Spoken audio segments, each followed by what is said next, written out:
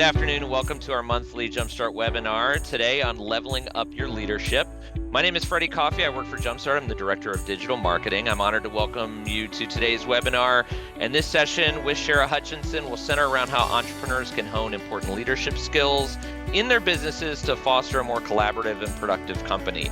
Jumpstart offers this webinar series on a different topic every month, along with a variety of other educational programs and events. So you can visit jumpstartinc.org/smallbiz to explore our services, other upcoming events, and webinars and workshops just like this one. Before I introduce our presenter today, a few housekeeping items. The presentation is going to be about 60 minutes. Any necessary remaining time will be set aside for Q&A. In your toolbar, you should be able to see an important communication tool at your disposal. That is the Q&A. We've also got the chat activated for you to be able to answer some questions that Shara is going to throw out there from time to time. And I'll be closely monitoring both of those. So please place your questions in the Q&A and your responses in the chat when we're doing the call and response portion here. At the end of today's session and in a follow-up email, you're going to receive a brief survey. Those really help us determine what webinars and workshops to offer next. So we appreciate your feedback, and it allows us to continue to bring experts like Shara to teach valuable lessons at no cost to you.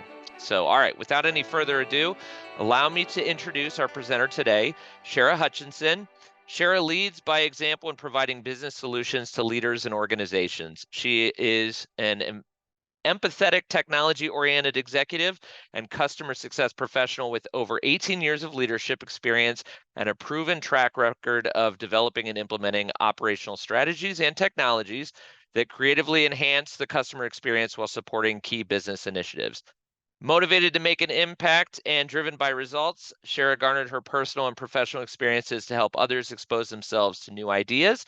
When she started XposeYour, where change leads to growth and growth leads to success. So as always, you're in good hands. Shara, welcome, and I will let you take it away. Thank you so much, Freddie.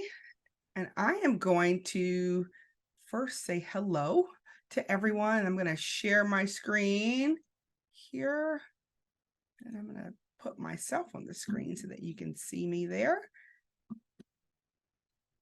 All right. Can everyone see my screen? If you can, just put something in the chat saying that you can. All right, so I'm assuming that you can see it. I guess everything moved off of my monitor, so I don't see if you said anything actually.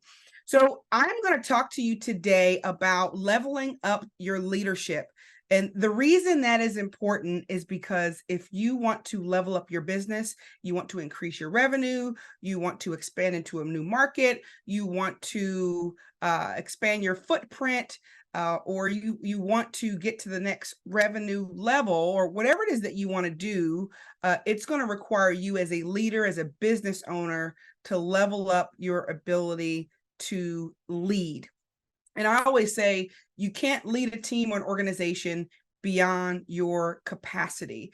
What will happen is if you get to a level that is beyond what you're able to handle, somehow you'll work your way back, right, to the level that you are most comfortable at. And so today, I want to talk to you about how to level up your leadership so that when you get to that next level, you are sustained and you can keep going and going and going up and higher to reach whatever heights and goals that you have.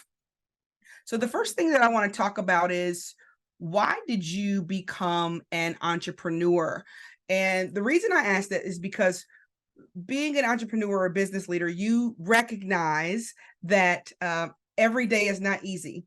Every day is not sunshine. And even though it seems as if like, wow, people on the outside looking in sometimes say, you're an entrepreneur, you have your own business. Isn't that awesome? And it is awesome. But there are also days that are not as good. And so whenever you are embarking on a journey that is taking you somewhere great, you are going to have some sort of challenges. And in those challenging moments, you have to remember, why did I do this? And if you know why you are doing it, then you are able to get through any what. I did a little research and found that the top 3 reasons why people become entrepreneurs are usually in three categories. Number one, they wanted to be their own boss. They were like, look, I need to lead myself, right? Or they were dissatisfied with corporate America, 17%, or 60% want to pursue their passion. So think about your reason. Why did you start your own business? And regardless of that reason, there's 29% who wanted to be their own boss, 17% who are dissatisfied with corporate America, 16% want to pursue their passions, but 100% of entrepreneurs want their business to grow. So you may have a different reason than the other people that are on this webinar today, but I guarantee you that you started your business because you want it to grow, you want to make income, and you're on this webinar, right? Because you want to level your business up or level up your leadership. And so you are the pilot. As the leader of your business, you get to determine how high, how far you go. And I want you to take for a minute, just imagine that you are actually a pilot of a plane, or maybe imagine you're a passenger instead, right? You're a passenger, there's a pilot on the plane, and the pilot is maybe they're experiencing some turbulence, right? And the plane starts to get a little shaky, and you're on your way from Ohio, maybe to California. And as there's turbulence, the pilot doesn't say a word to you. They don't help ease your fears. So you're wondering, is this turbulence, or are we going to crash, or what's going to happen? I don't know. Maybe they're the stewardess that are on the plane. They don't acknowledge, they don't reassure you. There's nothing that takes place. And so in your mind, you're just thinking, we're on our way to California from Ohio, and I'm not sure if we're going to get there. Because the pilot hasn't said anything, and neither has the team who's designated to communicate to us. And that is how it is in a business where the leader may have an idea of where the plane or where the business is going. And if there's not deliberate communication with the other leaders or with their team and some sort of collaboration, then your team members or the people who are on the plane with you will become unsettled, right? And if people become unsettled, they get restless, and then there's chaos. And when there's chaos, it's hard to get things done.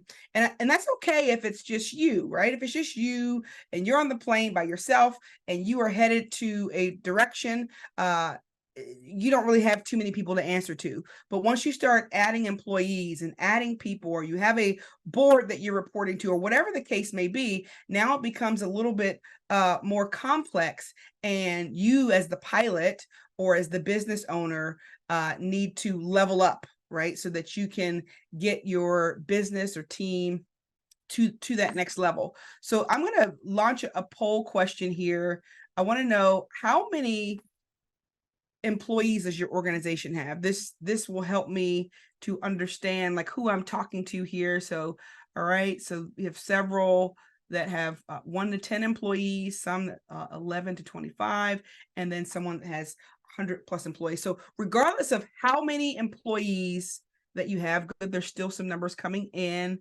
Regardless of how many employees your organization has, you still have precious cargo, right, on your plane, on your business, that you need to help get to the desired destination. Thanks for answering that question here. And I like to ask this question because regardless, you want to avoid a crash, right? So if you are headed somewhere as a business, let's just say you have a business and you want to franchise it, right? That is going higher than where you are. Let's just say you want to increase your revenue by 20 or 30%. That is definitely going higher where you are. Let's just say you have 4 employees, but because of the goals that you have for the organization, you may double your employees. That is taking yourself to a new level. So no matter what your goals are, maybe you're implementing a new software, right? Maybe you have over 100 employees and you are implementing a new software to help make work more efficient. That is a change, right, to the way that you work, the way that your team works, and that also is taking you to a new level. And I use this acronym CRASH because whether no matter what size your business is, there are a few things that you want to pay attention to that could be indicators that maybe the altitude that you're at, you're starting to go down a little bit. And when you go down, you can't go as far as you can. This is why planes, right? They have to reach that 10, I think it's 10,000 feet in the air that they need to get first to kind of get stable before they turn that seatbelt sign off. And so many times in business or leading our teams, we have to keep that seatbelt on because we're rocking and moving, and we haven't reached the altitude at which we can coast. And some of the ways that we can recognize that maybe there's some things that are in disarray is number one, customer dissatisfaction, right? So sometimes when we don't have the right system set up and we don't have the right team set up, and we aren't measuring customer satisfaction, the only way we know is if we look and we see like, wow, why are customers leaving? Why are they dissatisfied, right? Like, so in your business, are you measuring customer satisfaction? So if whether you have a small business that has, under 10 employees, or a business that has 50 employees or 11 employees or 100, the customer, right? Without customers, you have no business. And so if you don't know what the customers are saying, you may not know how to pivot. The voice of the customer actually helps guide you on what service offerings, right, to continue, and maybe what service offerings to stop. You may, by gathering customer insights, you may get become privy to maybe there's a process or a product or a service or even one of your employees that is providing a negative experience that will allow you to make adjustments. So if you're not measuring that, you don't know what to change. Another indicator is like revenue loss. So and I use these to say, like, these are the monitors. So when you're in a plane, you also are looking at the weather, right? You're looking at the altitude that you're at. You're looking at the speed that you're going. You're looking at the distance to know how to navigate this plane. So if you are not monitoring your revenue, and maybe you launched a new product offering, and is that product offering profitable, right? Is that product offering costing you more money to support it? So paying attention to those things is not just revenue loss from maybe customers not renewing or sales going down. Sometimes it's, what is the cost of the activities that you're doing?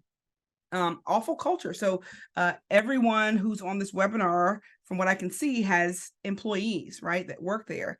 And when it's just you, there is no dispute with well, I won't say that. I have disputes with myself all the time, right? There's things that I don't want to do that I know I need to do, and I have to convince myself to do it.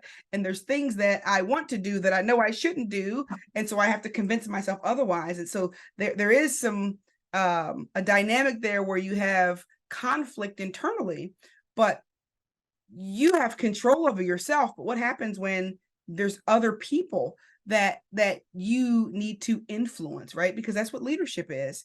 It is influence, being able to influence your team and people on how to fall in line with the vision, so that you all get to that place that you want to get to together.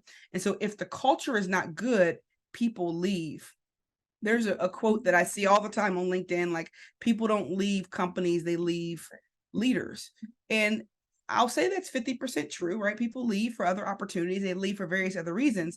But what I will say is, people will leave a company if the culture's not good, if they dread going to work, if they dread logging onto the computer because there's chaos, because there's no communication, because they don't know where the business is going, because there's a lot of uncertainty and no one is navigating them. People will. Or maybe there's no development opportunities. Maybe the culture is that where, I don't know if you've ever been in an environment where maybe you have ideas and no one wants to hear your ideas, no one wants to hear your input.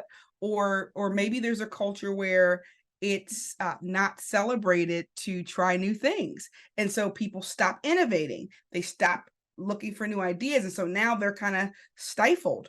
Or maybe the culture is such that a lot of time is spent with employees that are not performing well. And then your top performers feel as if, you know what, I'm not getting anything out of this. And whatever the case may be, you want to pay attention and measure the culture, right, of what's happening. Question came in. What are some examples of ways to measure culture or behavioral goals to see if the culture has improved? Great question, Lisa. So there's several culture assessments and surveys out there, but the essence of them are all the same. So asking questions of your staff and your employees to find out things like, okay, do they have everything they need to have at work, right?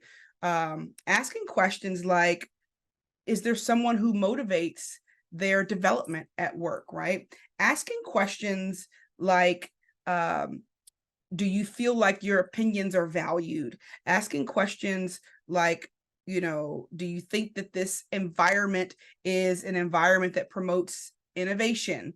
Asking questions like, what one word would you use to describe our culture? And then measuring all of that. So there's a lot of questions that could be asked, and there's a lot of surveys out there that measures the culture.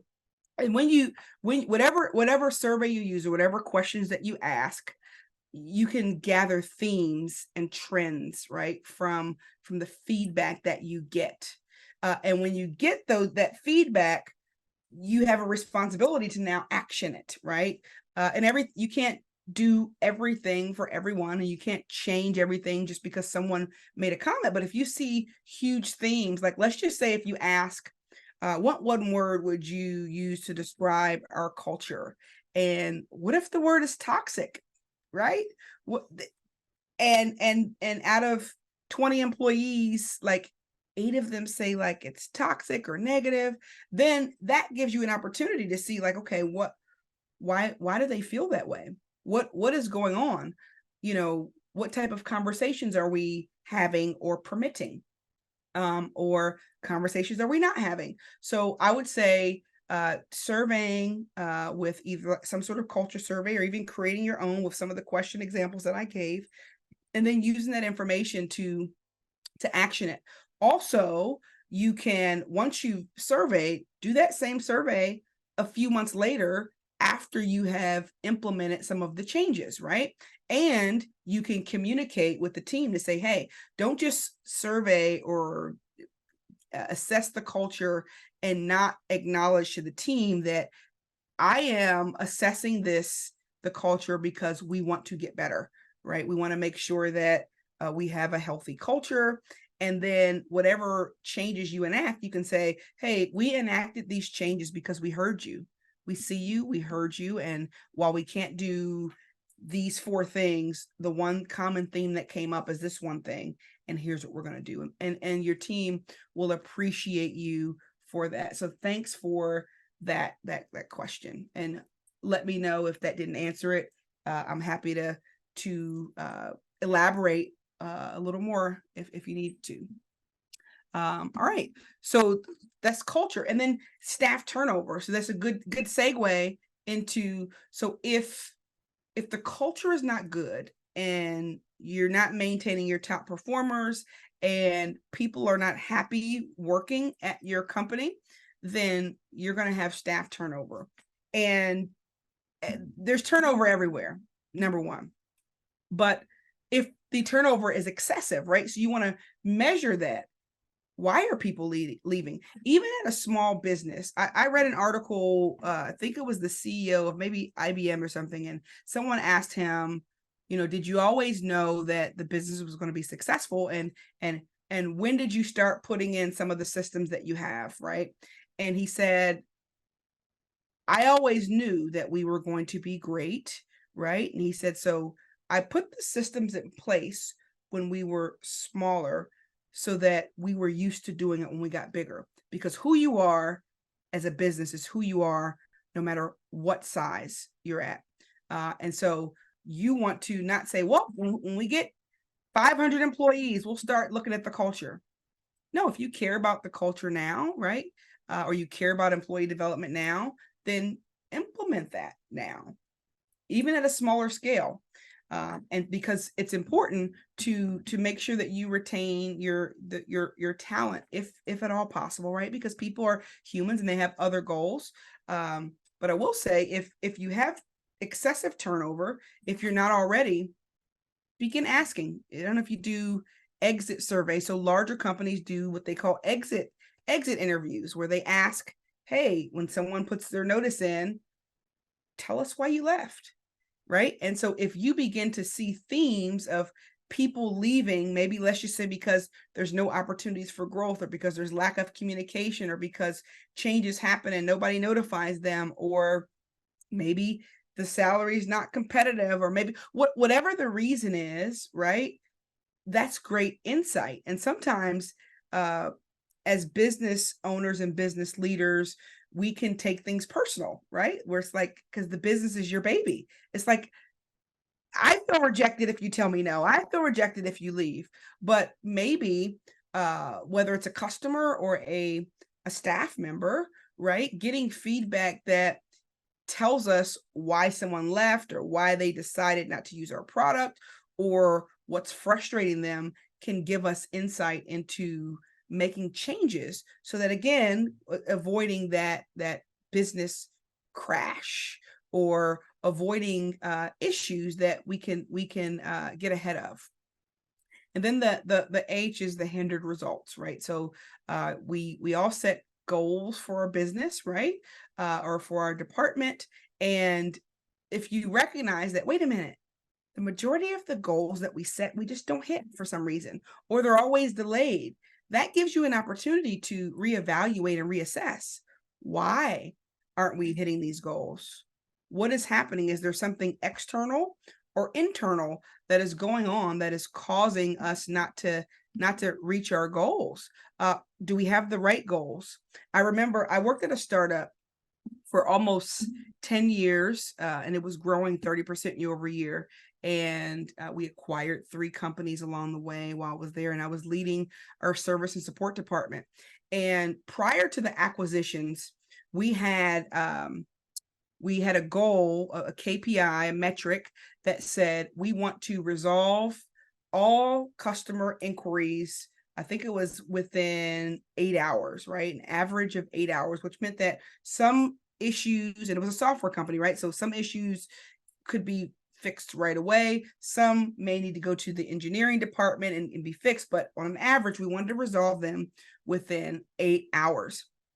And that worked while we had, the one product that we were working on. Well, we acquired 3 companies along the way, and we ended up having 12 products, and the complexity changed, right? But the executive team initially still had it like, well, yeah, we should still be able to solve these things within 8 hours.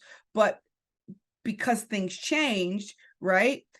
We didn't reevaluate the metric right away, and we noticed our customer satisfaction score started to go down. And the reason why is because the team was focused on resolving these issues fast, but not necessarily being effective or quality. So quality was suffering, and we had to come together and say, wait a minute, we're driving the wrong behavior. We are, because their bonus and their goals and everything was tied to one of the metrics being solving these tickets fast. And we ended up adjusting that goal, right, and focusing more on quality and satisfaction. And as a result of changing the metric that we were focused on, we hit the result, right? And so that's just an example of sometimes your results are hindered because maybe you're measuring the wrong thing and driving the wrong behavior. And what metric worked at one point in your business may need to change depending upon the circumstances and situations that you have going on in your business. I'm going to ask another question here. Which industry best represents your organization? Let me go back to my poll here. Which industry best represents the business that you're in? I believe everybody should. So healthcare,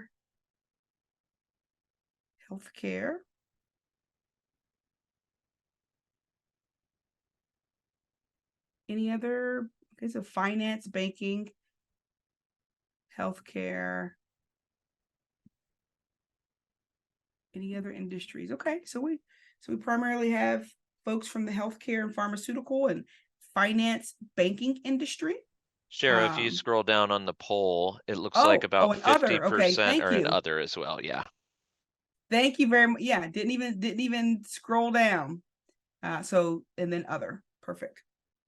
Perfect. So and regardless of what industry you're in, if you want to level up your leadership or level up your business, you'll need to level up your leadership. And so there's two areas that I'll talk to you about as we begin to kind of land the plane of this webinar, is leveling up your mindset, right? So there's a quote that says, "A mind stretched to a new idea will never return to its former dimension." And as a leader in your business, as I mentioned earlier, your business cannot go beyond your capacity, and your capacity is cannot go beyond your mindset.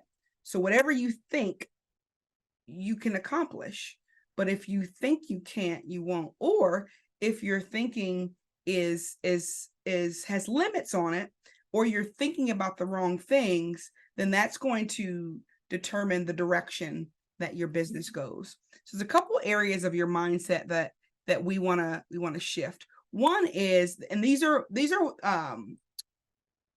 commonalities that I find in entrepreneurs that I work with via coaching or consulting, is shifting your mindset from managing to leading.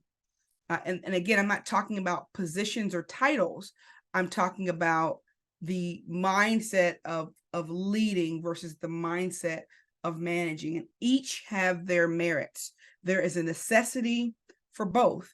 And as the leader of your organization, you have to be able to tap into both, right? You're leading sometimes and managing sometimes, but there is a point, especially as you grow your team, that you're doing more leading and less managing of the day-to-day operations, depending upon how many team members you have. And one of my mentors several years back told me something that I've held near and dear to my heart. And he said, the higher you go in leadership, the more that is done through you than by you.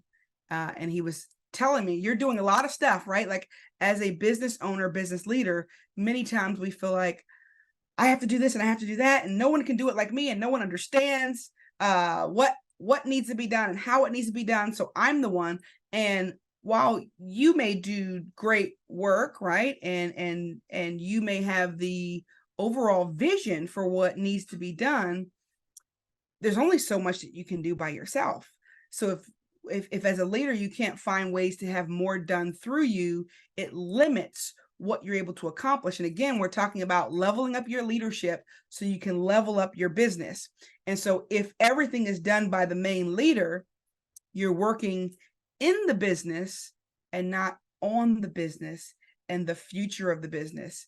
Another thing one of my mentors told me is, if someone can do it 70% of the way, as long as it's not critical and life-threatening, right, then let them do it. And then train them and teach them, because most things are not that serious that it has to be done exactly the way that you would do it. And in fact, if you give the vision and say, here's the outcome that I want, you'll find that maybe they can find a different way to do it and still get that result. And the most important thing in business is to get the result, right? And so that's what's most important. So I'll talk a little bit about the differences in mindset of leading and managing. So leading, you are thinking about the end from the beginning. So for example, in my business, I do leadership strategy, organizational change management. And so I know that one of my future goals is to license out my framework to other consultants. So because I knew that, I started the process several years ago to trademark my methodology, because I knew where I was going. So when you're leading, you're thinking, okay, where am I going to be 5 years, 1 year, 10 years from now. And that informs the decision of what needs to be done today. Whereas when you're managing, you're thinking, oh, well, this worked yesterday and that worked yesterday, and so this is what I'm going to do now. And there's a place for that mindset. But when you're trying to take your business to new heights, then you kind of got to zoom out into the future and say, all right, future business self, where are you going to be, and what do you need to get there? And start positioning yourself. Even like the company that I used to work for before I got started my own business, the acquisitions were not by accident, right? They had identified years before what industry they wanted to be in. They identified the problem they were solving, and then they thought, all right, what other problems align with where we are headed, and what other companies and businesses are solving a similar enough problem that are complementary to ours, that if we acquired them, it would accelerate our growth, right? So we don't have to do all the research because this business has already done it, right? We don't have to develop this new product because this company has already done it. Because we know where we're going, we know what type of companies we want to acquire. And so you're thinking again, and from the beginning, when you're leading, you're thinking about new opportunities. When you're managing, you're more focused on the obstacles, like what could go wrong. And as a leader of a business, sometimes you have people reporting to you, and you have a new opportunity, you have a new idea, and they are like, no, and they tell you the 75 reasons why it's not going to work. And that can be a little discouraging, like, well, maybe they're resisting what I want, my new idea, but maybe they're not. Maybe they're doing what they're supposed to do. Because if you have somebody over, let's just say you have someone who's reporting to you or working on your team who's responsible for marketing, or maybe they're responsible for customer experience, or maybe they're responsible for operations. They are managing their particular area, and it is their job to make sure that they're thinking about those obstacles. And so in working in a team, when you're shifting your mindset, you recognize, all right, I'm leading the ship, and sometimes everybody doesn't know exactly, where we're going. Everybody doesn't know the exact vision that I have, and everybody is not going to see the opportunity as opportunity. And I need to carve out some time to listen to some of the obstacles, right? Because sometimes you can avoid unnecessary issues if you pause and say, like, we have a new opportunity, but maybe there's a blind spot that somebody uncovers, and they share that with you, and you're able to say, okay, I'm still going where I'm going. We're still going to achieve this goal. We're still going to go after this new opportunity, but now I understand some of the risks. And because I've understand some of the risks, I'm going to take into consideration what you said as we still go after this new opportunity. And lastly, what I'll say about the leading and managing is you're casting the vision as the leader, and you're explaining the strategy so that people feel like they're a part of it, right? And then those who are managing are carrying out the vision by breaking into steps. Another tidbit that one of my mentors shared with me that I hold on to dearly in my own business is, when you're leading, you're thinking about the why and the what, right? You're thinking about why something's being done and what is being done. When you're managing, you're thinking about the how and the who. So I want you to just jot this down. If you don't take any other notes today, jot down, like, when there's a decision or something that you're working on, especially if you have a team. I understand if it's just you or you and two people, one other person, you're probably doing a whole lot of leading and managing and all of that. You got to build the plane while you fly it. I understand. But as you expand and grow and have your team, then you have to ask yourself, am I focused more on the why and the what, or am I getting into the how and the who? So if I'm trying to figure out exactly how something's going to be done and exactly who's going to do it and how they're going to do it, that takes away from me, again, the longer term vision, helping the team and the business to get to where we're going. Next mindset I'll talk about is hiring the best fit, right? So as an entrepreneur, one of the biggest questions is, when do I hire another person? And then, like, who do I hire? and who's the right fit for the role. I am a predictive index certified consultant, and it's a part of my business. And one of the things that I love, they have a behavioral assessment that I administer. Well, they say that every person and every initiative falls into one of 4 categories. One is team building, collaboration.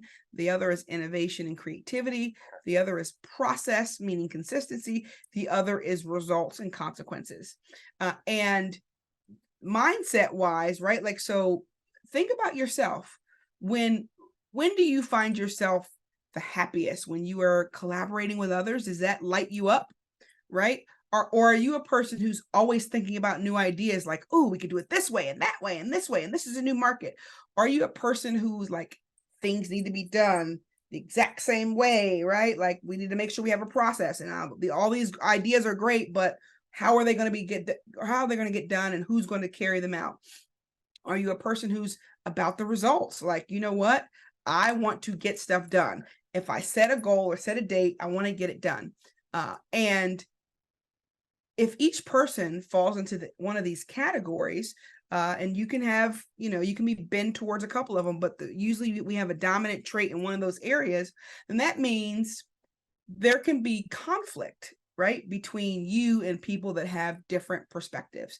And I'll give an example. I am a results person. I'm results, and then secondarily innovative, right? So for me, I'm always thinking of new ideas. I'm always thinking of new ways to do things. And I am all about executing and getting the results. Those are great traits, right? And so when I work on a project or do something, people know that they're going to get results and things are going to get done. Well, the problem is, in moments of pressure, I may not be as willing to collaborate with others and team build. I may not be thinking about how somebody feels and getting those warm fuzzies, because I'm like, I want the result. I also may not be thinking about process all the time, right? With me, there's a little gray area with processes sometimes. So if I need to get the result and I see a shortcut, not anything unethical, but just like, you know what, that step doesn't matter as much. I may be willing to skip it, and it might be important for me to follow that step.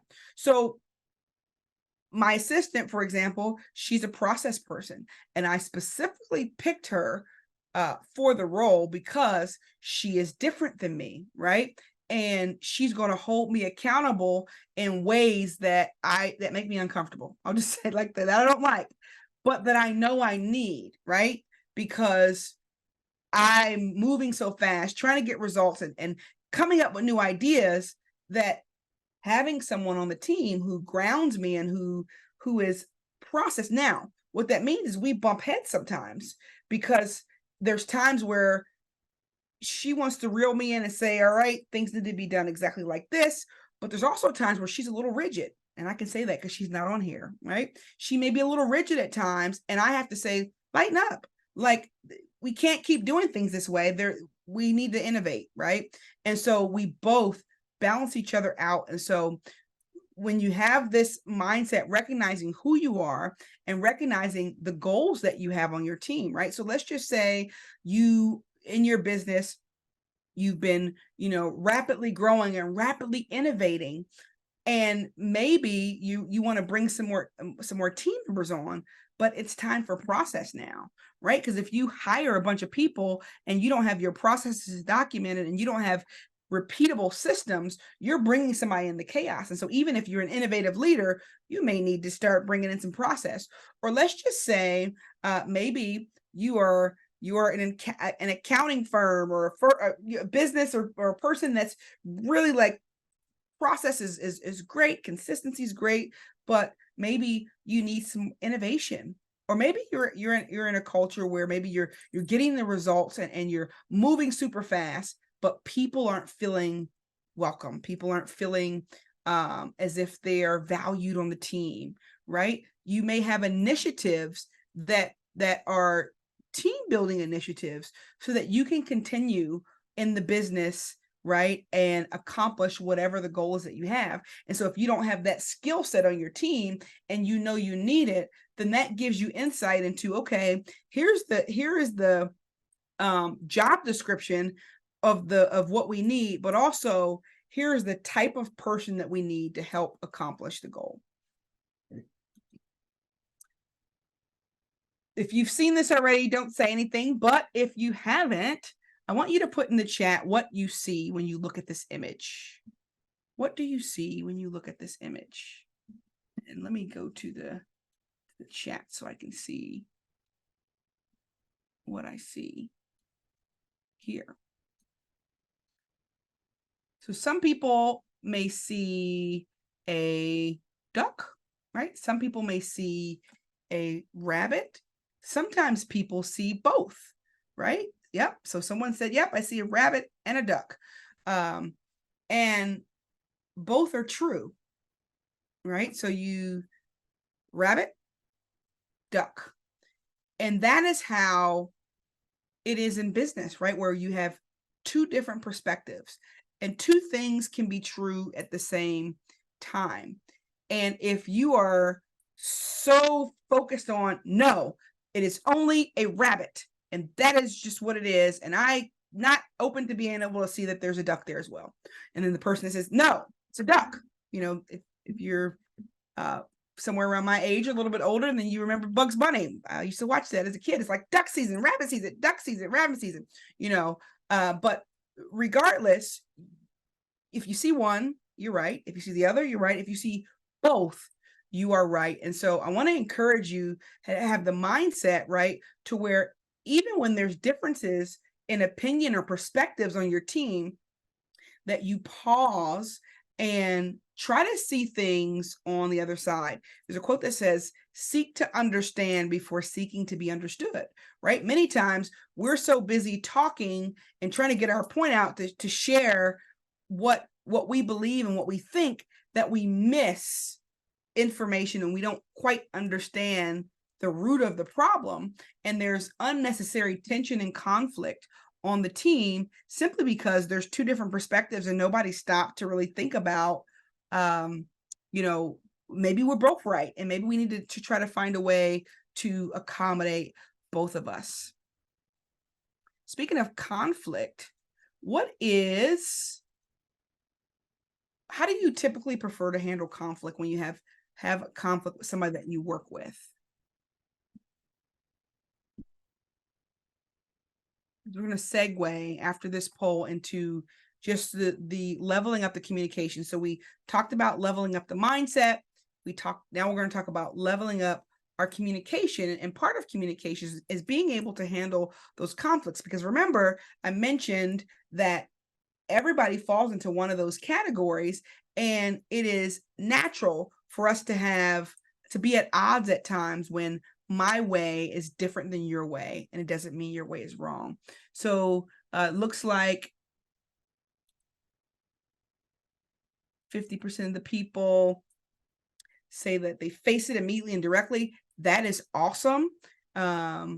Seek external mediation or advice, 13%. Use team meetings or group discussions. Adapt to strategies and situations of the man. So there is a time for each of these, right? And so no one way is wrong or right per se. It's knowing when to use what. And I'll give an example. One of the jobs that I had several years ago, there were two people that were in conflict on the team, and they weren't physically fighting, but they were like fighting where like they were keeping each other out of meetings. They weren't, like collaborating with one another. They were talking bad about each other to other people. And it was a hot mess. It was toxic. Okay. And the leader of the team, instead of addressing it with those two people, they decided, let's have a team meeting with all 8 people to talk through an issue that 2 people had. And so they facilitated this whole group workshop discussion, but everybody else on the team knew that it was these 2 people. And so everybody's thinking like, why didn't you just talk directly to them? They're the ones with the issue. we don't need to be in this group discussion. So as you're leading through conflict and leading your team, also think about what is the appropriate method, right? And sometimes there is a necessity to seek for external mediation. I always say, reach out to the person first. If there's an issue, talk to them directly. And then if you don't get the response you want, then there's a need for mediation. And some issues are so complex that you go to, a mediator first, right? Like, I need a witness, I need someone who's experienced in this area before I even comment on it. So it's you using your judgment. I think facing something immediately and directly is good, but also recognizing how you say something. So I can be a direct person at times, but there are times where what I might say is not palatable because I've said it in emotion, I've said it without consideration for the person because I just want the result.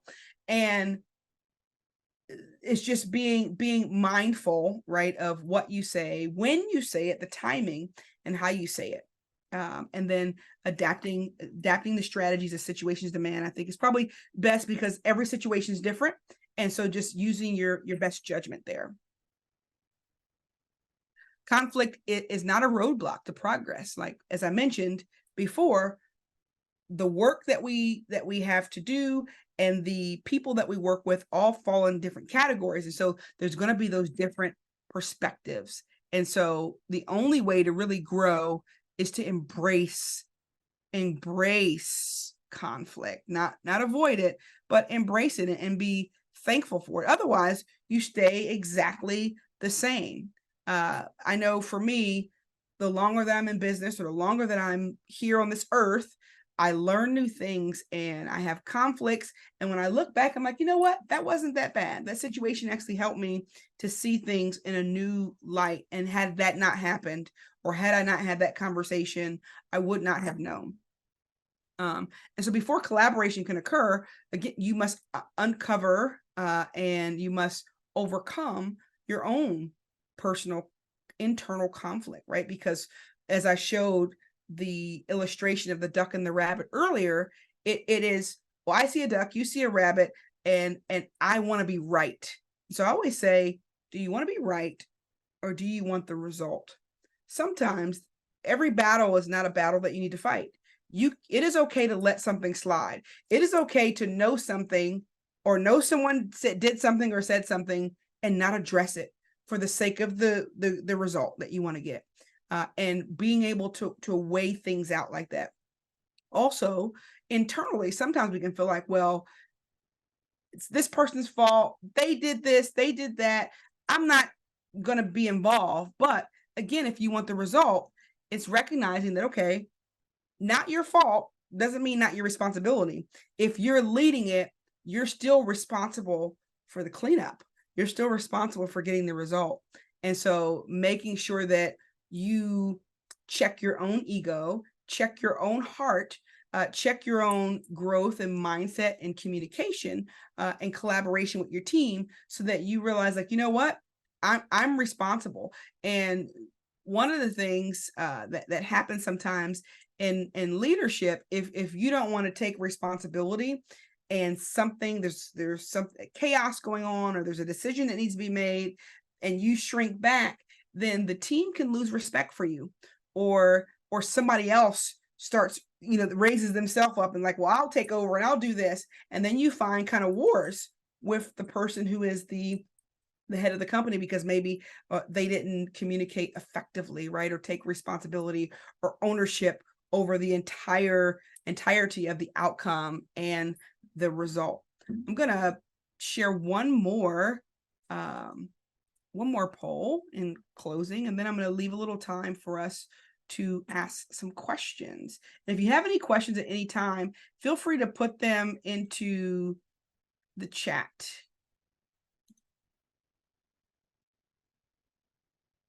So I guess I can't launch this last. Did I launch it already? I don't know if you can, there it is.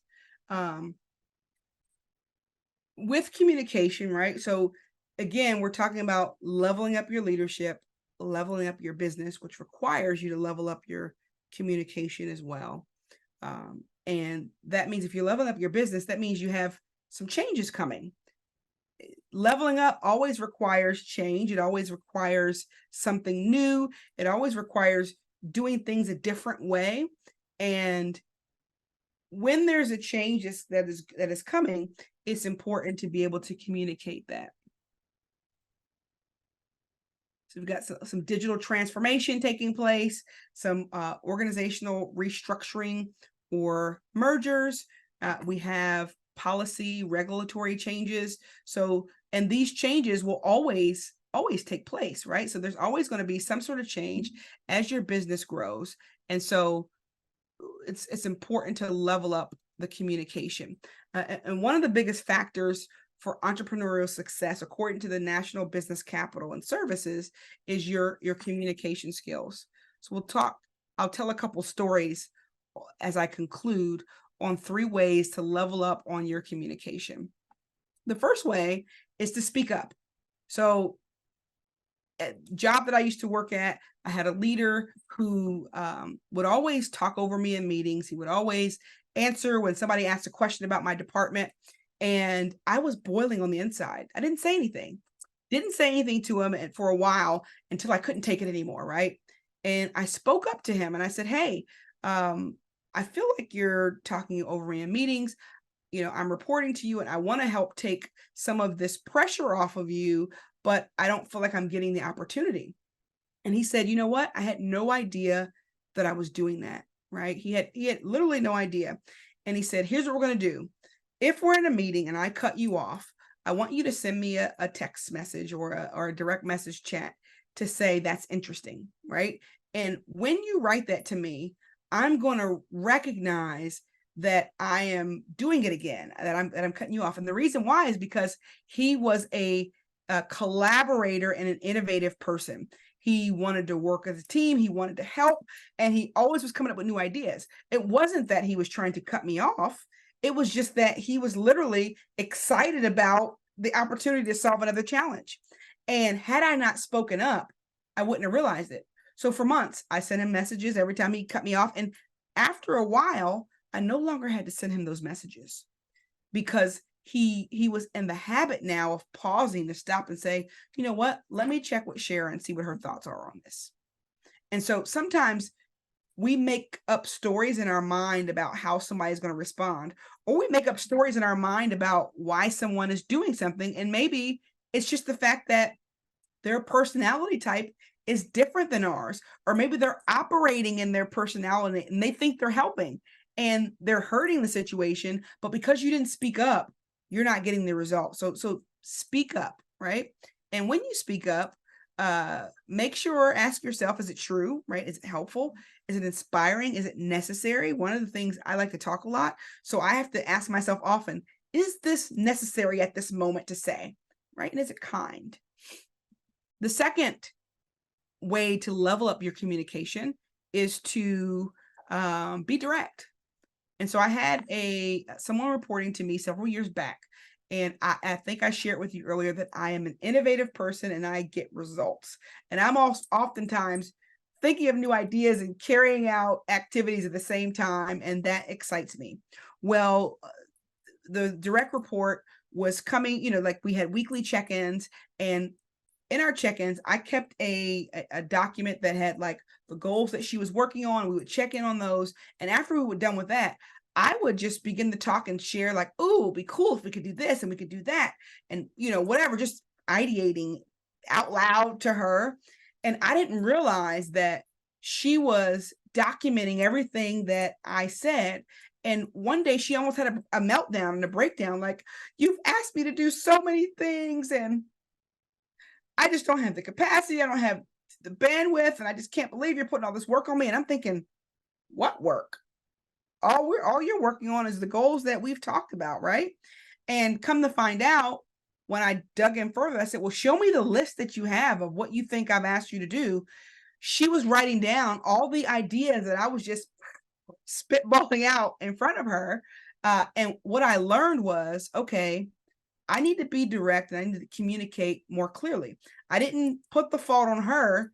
I put it on me, right? Because it's my responsibility. I'm like, so what I started doing, I said, okay, what I'll do going forward is before the end of our meeting, even if I'm sharing ideas or thoughts, I'm going to recap and say, hey, remember, here's your next steps. Here's the activities that I want you to focus on.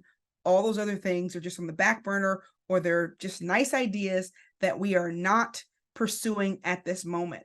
And it taught me to be more clear, because sometimes people interpret our communication in a way that we didn't intend, and it's not always their fault. We have to refine our communication in order to get the result, right? And then the third way that we level up our communication to get results and to level up our business and level up our leadership is being collaborative. And so I was working with a peer several years back, and he was over his department, I'm over my department. And I had an impression of him that he was lazy. And I felt like he doesn't do anything. And again, that was just my perception, probably because I'm always doing a lot at the same time. And so what I did was I took it upon myself to make some decisions and change a process that impacted both my department and his department, because I felt like, well, he's not doing nothing anyway, right? Well, he got upset about that. We were in a meeting and I'm like, well, here's what we're doing. And he's like, well, did you consider how this impacted my team, and so on and so forth, and just kind of go in there. And I got a little offended that he kind of called me out in the meeting, but I took a step back and I'm like, wait a minute. And so this is one of those times that I went to one of my mentors, and I explained the situation, and they said to me, well, did you collaborate? How do you make a decision just because you're trying to get the result? Do you want the result to be, to be carried out, or do you want just a result to make yourself feel like you did something? And I thought about it. I'm like, no, I wasn't really collaborative. And I started observing who the peer was. And I was like, you know what? The peer, he just wants to be included. And no, he does not do much work. And he was kind of relaxed in his work, maybe not lazy, but he wasn't really contributing really much, and knowing, he didn't really know what was going on too much, but he still wanted to be included, and I still needed his buy-in. And so I observed him and I was like, okay, he wants to be included. So what I'm going to do is I'm going to make some decisions, make some changes, and then I'm going to go to him and I'm going to say, hey, here's what I'm thinking of doing, right? I had already mapped out what needed to be done. I don't want to proceed without your input. Now, the truth was, between us, I didn't care about his input. I didn't care what he said. I didn't care what he thought, but I knew that I needed to have his buy-in. And when I went to him in that way, swallowing my pride and my ego, he said, oh, doesn't matter. It's okay. Thanks. Great. Go ahead. Proceed. And so going forward, I did that. He never once pushed back on anything that I wanted to do, because he wasn't as engaged in the work. He just wanted to feel like he was included. And I got the result because I decided, right, to collaborate with him regardless of who he was and regardless of what he's contributing, because I needed him and I needed his buy-in. So we level up by talking, right? By being transparent, by being adaptable, by listening to others and sharing knowledge. And that's how we land the plane on our next level, right? Whatever that next level is for your business. And so I encourage you to level up your leadership, to level up your communication, and to level up your business. Any questions that you have? Happy to answer any questions about any conflicts, any communication, culture, metrics, anything that I've shared. If not, I'm going to leave you with this. If you want to stay connected to me, you can find me on LinkedIn under my name, Shara Hutchinson. You can visit my website, or you could scan the QR code that I have here for access to some of my leadership resources and courses. And I am going to stop sharing, and Freddie, I will turn it over to you. Hey, Shara, if you could actually share that one more time, just so we can keep that QR code up there for everyone, just for a couple more minutes, if that's possible, so that they have a chance to scan it Sure. and get more information, and then all of your contact info there as well. I definitely want to thank you so much for this very informative hour. Encourage anybody that does have additional questions to reach out to Shara at the different points of connection that she has listed there on the screen. And we want to thank you for attending today. The next webinar that we have scheduled is November 15th from noon to 2, and that's Running Your Business Better with EOS. For anybody that's looking for more structure in your organization, that is November 15th, again, from 12 to 2. You can sign up right now at jumpstartinc.org/events. We also have, toward the end of this month, our recurring monthly webinar on AI, the state of AI, that's presented monthly. It's the last Friday, I believe that's Friday of every month. So October 27th from 11:30 to 12:30, and that's part of our monthly mini-series, The State of AI. As a reminder, as soon as we end this webinar, there's going to be a survey that pops up. We encourage you to fill out that survey. It is an abrupt ending. We will just disappear all at once, and that survey will pop up for you. But again, we thank you for attending. And Shara, any parting words? No, I just want to thank everybody for sticking around to the end, and hopefully they got something that will help them level up their business. Sounds great. Thank you, Shara. Thank you to everybody attending, and we hope you all have a great rest of your day.